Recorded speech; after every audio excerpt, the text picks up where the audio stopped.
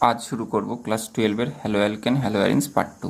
আজকে কি পড়ব? ক্লাসিফিকেশন, হ্যালো অ্যালকেন এবং হ্যালো অ্যারিনের ক্লাসিফিকেশন, মানে হ্যালো অ্যালকেন এবং হ্যালো অ্যারিনসের শ্রেণীবিন্যাস। কি পড়ব?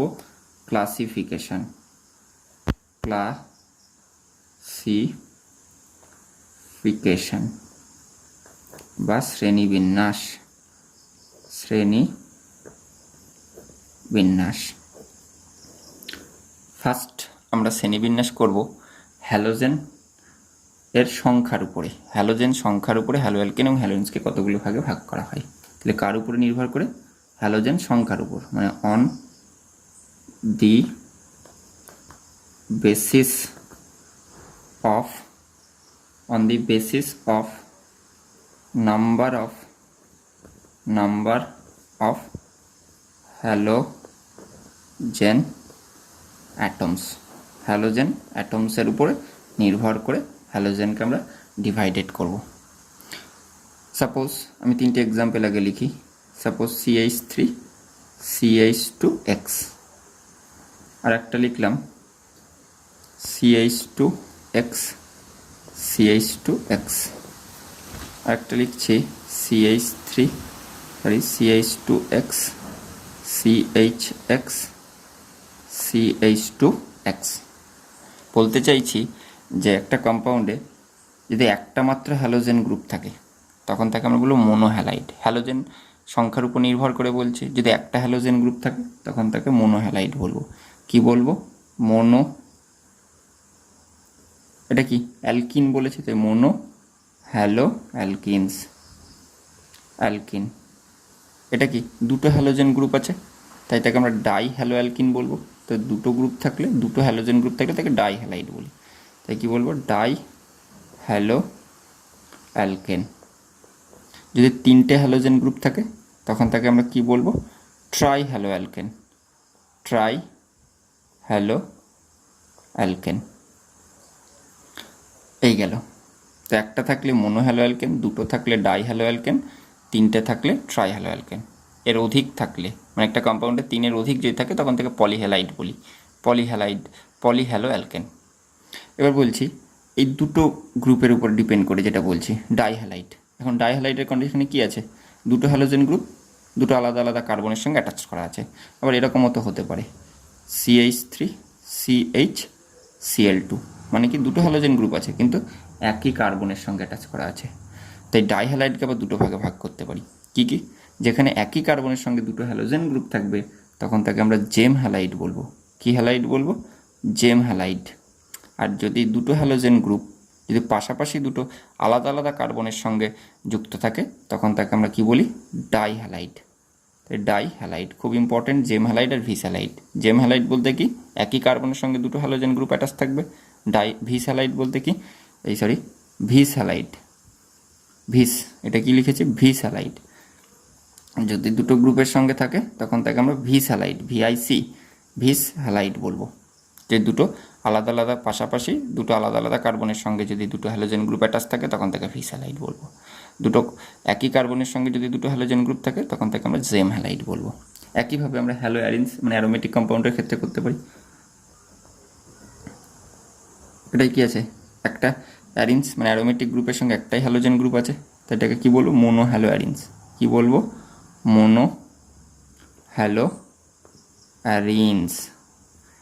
যদি দুটো হ্যালোজেন গ্রুপ থাকে, দুটো হ্যালোজেন গ্রুপ, তখন তাকে কী বলবো? Die hello arene. যদি তিনটে হ্যালোজেন গ্রুপ থাকে, যদি তিনটে হ্যালোজেন গ্রুপ থাকে তখন তাকে কী বলবো?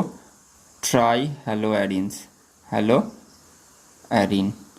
এবার আমরা বলবো কার্বনের হাইব্রিডাইজডের উপর নির্ভর করে হ্যালো অ্যালকেনের এবং হ্যালো অ্যারিনসের ক্লাসিফিকেশন বা শ্রেণীবিন্যাস। কিসের উপর নির্ভর করে? হাইব্রিডাইজডের উপর নির্ভর করে। কার্বন, এখন হাইব্রিডাইজড যদি কার্বন sp3 হাইব্রিডাইজড, ফার্স্ট আমি sp3 বলি, carbon is sp3 hybridised, hybridised. যদি কার্বনটা sp3 হাইব্রিডাইজড হয় তার উপর নির্ভর করে আমরা হ্যালো অ্যালকেন হ্যালো অ্যারিনসকে ডিভাইডেড করব। ফার্স্ট sp3 আগে বলি sp3 হাইব্রিডাইজডের উপর নির্ভর করে, sp3 হাইব্রিডাইজডের উপর নির্ভর করে হ্যালো অ্যালকেন হ্যালোজেন্সকে তিনটে ভাগে ভাগ করা হয়। একটা হলো প্রাইমারি বা 1 ডিগ্রি, সেকেন্ডারি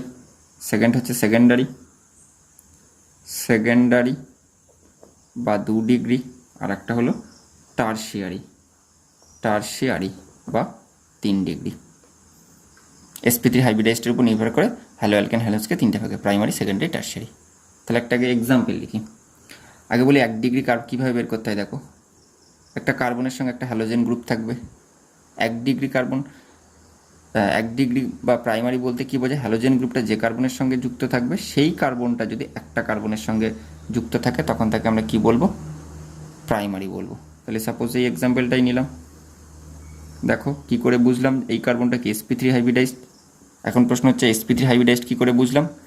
কার্বনের যদি sp3 হাইব্রিডাইজড কখন হবে? যদি 4 সিগমা বন্ড থাকে, মানে সিগমা বন্ড যদি 4 হয়।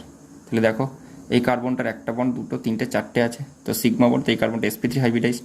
1 ডিগ্রি কী করে বুঝলাম? হ্যালোজেন গ্রুপটা যে কার্বনের সঙ্গে যুক্ত থাকবে সেই কার্বনটা যদি একটা কার্বনের সঙ্গে অ্যাটাচ থাকে তখন তাকে আমরা 1 ডিগ্রি বলবো। একইভাবে সেকেন্ডারি বলি। সেকেন্ডারি কী করে বলতে হয়? দেখো, হ্যালোজেন গ্রুপটা যে কার্বনের সঙ্গে যুক্ত থাকবে সেটা যদি দুটো কার্বনের সঙ্গে যুক্ত থাকে, একটা কার্বন, দুটো কার্বন, তাহলে আর একটা হাইড্রোজেনের সঙ্গে যুক্ত আছে। আমি এক্সাম্পলটা এটাই নিলাম। তাহলে এটা কি একটা সেকেন্ডারি, এবং এই কার্বনটাও কি sp3 হাইব্রিডাইজড, কিন্তু এই কার্বনটা সেকেন্ডারি কার্বন। একইভাবে কার্বনের সঙ্গে যদি যে হ্যালোজেন গ্রুপটা যে কার্বনের সঙ্গে যুক্ত থাকবে সেটা যদি তিনটে কার্বনের সঙ্গে অ্যাটাচ থাকে, আমি একটাই এক্সাম্পলটাই নিলাম। দেখো তো এটা কি 3 ডিগ্রি, এবং এই কার্বনটা কিন্তু sp3 হাইব্রিডাইজড। তাহলে কি sp3 হাইব্রিডাইজডের উপর নির্ভর করে কার্বনকে তিনটি ভাগে ভাগ করা, হ্যালো অ্যালকেনকে তিনটি ভাগে ভাগ করা হয়। একটা হলো প্রাইমারি, সেকেন্ডারি আর টারশিয়ারি। নেক্সট ক্লাসিফিকেশন আমরা বলছি অ্যালাইলিক। একইভাবে আমরা প্রাইমারি বা 1 ডিগ্রি অ্যালাইলিক,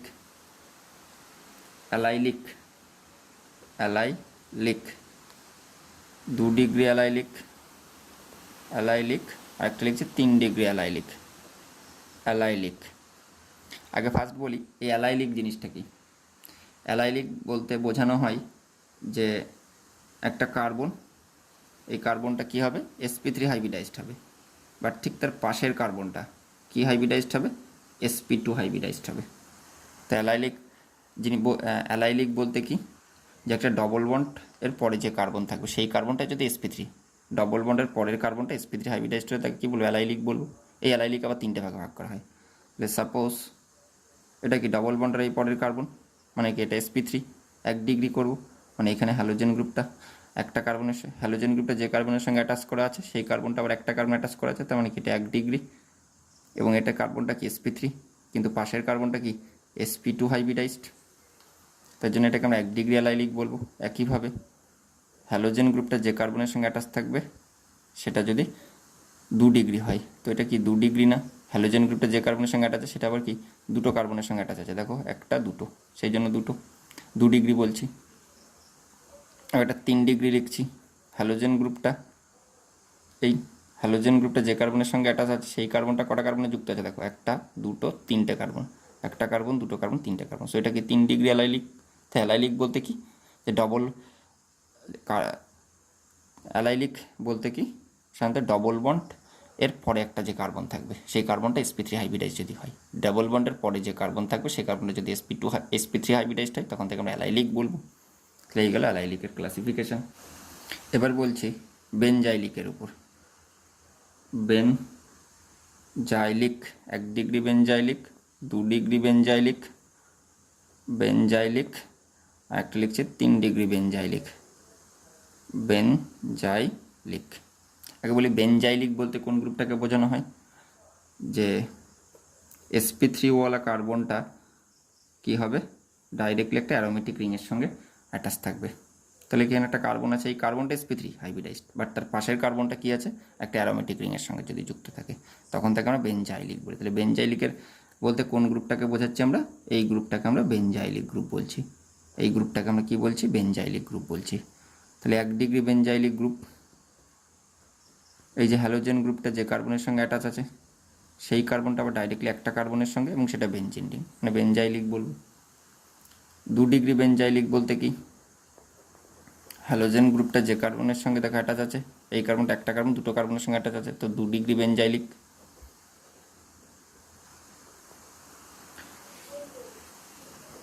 হ্যালোজেন গ্রুপটা যে কার্বনের সঙ্গে যুক্ত সেটা আবার 3টে কার্বনের সঙ্গে অ্যাটাচ আছে, সেই জন্য এটাকে 3 ডিগ্রি বেঞ্জাইলিক বলছি। এটা 2 ডিগ্রি বেঞ্জাইলিক, আর এটা কি 1 ডিগ্রি বেঞ্জাইলিক। তাহলে এই গেল sp3 হাইব্রিডাইজডের উপর ডিপেন্ড করে হ্যালো অ্যালকিনের ক্লাসিফিকেশন। নেক্সট ক্লাসিফিকেশন বলছি sp2 হাইব্রিডাইজডের উপর নির্ভর করে। Carbon is sp2 hybridised, carbon is sp2 hybridised.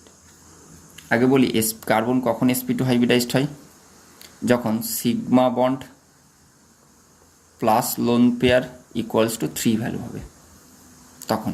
মানে একটা এক্সাম্পল বলি, একটা কার্বন ডাবল বন্ড এই আছে, এটা এই, তো এই কার্বনটা ডাবল বন্ড মানে কি, তার ভেতরে একটা সিগমা বন্ড আছে, এই একটা সিগমা বন্ড, একটা সিগমা বন্ড, মানে 3টে সিগমা বন্ড, একটাও লোন পেয়ার নেই। তার মানে কি 3টে sigma bond, lone pair 0, calculate করলে 3 পাচ্ছি।